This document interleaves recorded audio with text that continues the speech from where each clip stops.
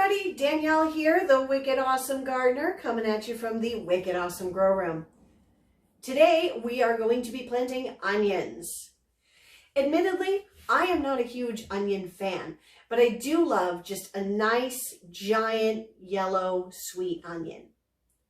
Since I only sell in my plant sale things that I myself would eat because extras I will try to cram into my garden, even if I don't have space. How many gardening addicts like me out there have the same problem? But because I only grow the types that I like to eat, I am growing here a sweet Spanish yellow Utah jumbo onion. Try to get that in the right order without reading it from the package. Dare you. But I've already prepared the seed tray. This is a little earlier than you would typically start onion seedlings, but with a jumbo onion like this, the more days they have to grow before the sunlight triggers them to bulb later in the season, the larger they're going to grow. So I'm giving them a little extra time. These are a long day onion, which here in the Northeast is what you want to grow. You want to make sure that you are growing onions for the right day length for your area. If you're in the Northeast like me and the colder regions, you want to be growing a long day onion. If you're down south, a short day onion is likely your best friend. But do your research, look at the variety, make sure it's a good fit for your area. All right, let's get these in the trays. So here we are. These particular seeds come from Fairy Morse, and then these were just a variety that I found at Home Depot, back to the roots. So we're going to see how those work out. But they're both the same kind of onion.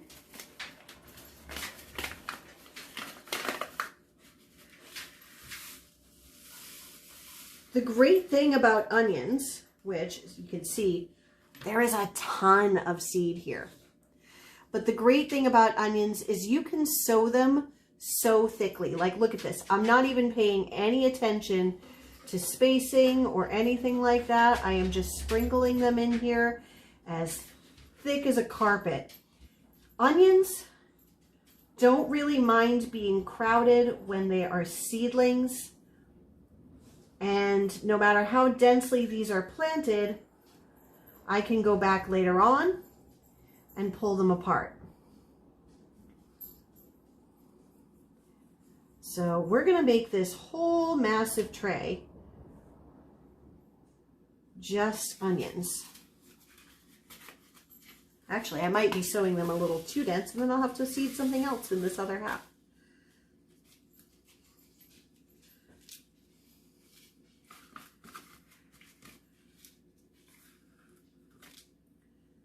Well, we'll come back for those last ones in there later.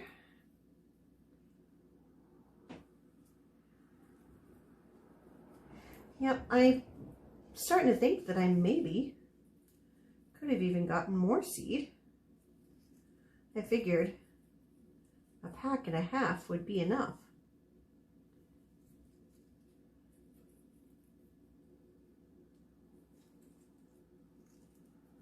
Yeah, so sprinkle them on in there, no regard to spacing. They're really easy to separate out later. Well, I've managed to have enough seed to plant from here over.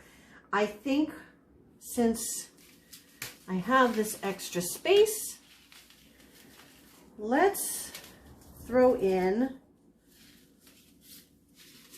some thyme just to use that space. And like I've said before, do not forget to label when you plant.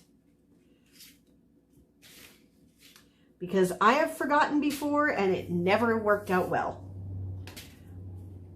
So we're going to say sweet onion. And I'll know what that means because I'm only planting one kind of onion. And then on here, we will write thyme.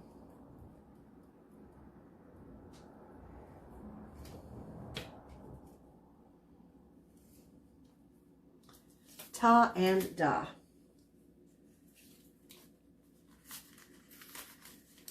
The thyme, I'm only going to put in a few seeds in each cell.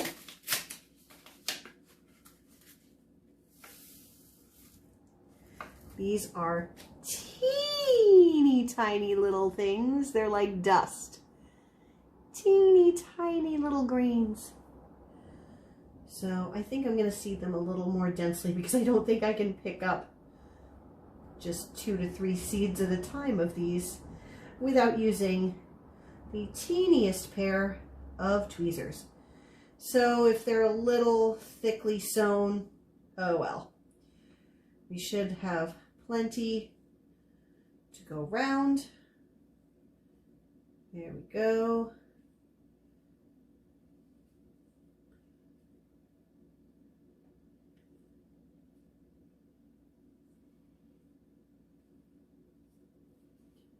Woo, yeah, trying to even pick them all up is, there we go.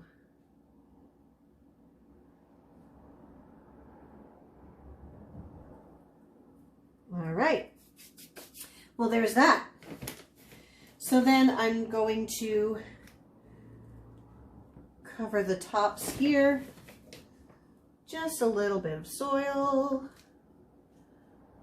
I don't want to give them too much to fight through. Even if these don't get totally covered, it's not going to be a big deal.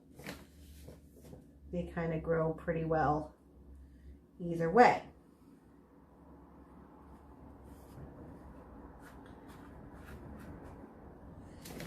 So I've started these in the 6-cell trays. When they get large enough, I'll put them right out into the ground for the ones that are going into my garden, and I'll thin them into slightly smaller groups in 6-cell trays so that people are getting a decent amount of onions, but enough that they're not going to be overwhelmed at the tangle. There we go. So because the seed mix is so dry, it's actually a bit hydrophobic, which means it kind of, if I were to just take my watering can and throw water on this, it would actually just kind of bubble up and be like a dusty film of dirt on top of the water. So using a spray bottle like this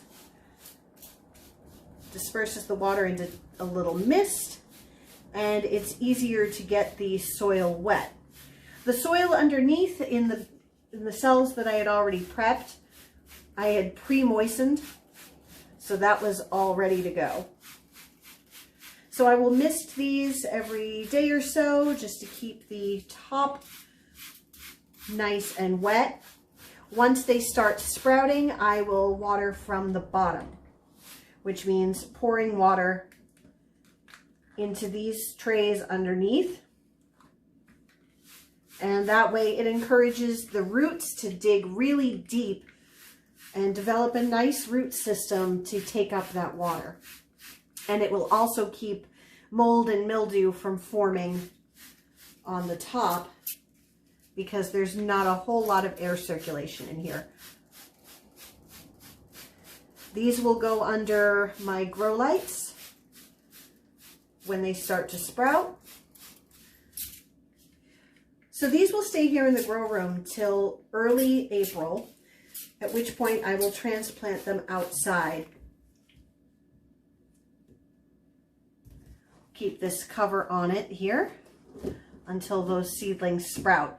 Then when we start seeing them pop up above the ground, this goes away, and that way we don't have any mold or mildew on the top. So we should see these onions pop up in about 10 days or so, and about that same on the time. So anywhere from the next week to 2 weeks, we should see some action here, and I will make sure to update you as we go.